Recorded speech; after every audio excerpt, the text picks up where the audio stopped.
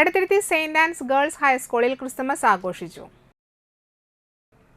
PTA president Jomon Valiyaveettil അധ്യക്ഷനായി. School പ്രധാനാധ്യാപിക sister Lisjo, educational counsellor sister Mariet, faith formation counsellor sister Susie, senior staff Elizabeth Francis, വിദ്യാർത്ഥി പ്രതിനിധി ദിയ സന്ദീപ് എന്നിവർ സംസാരിച്ചു. കരോൾ ഗാനം, സ്കിറ്റ്, സംഘനൃത്തം, സാന്താക്ലോസ് മത്സരം എന്നിവയും നടന്നു.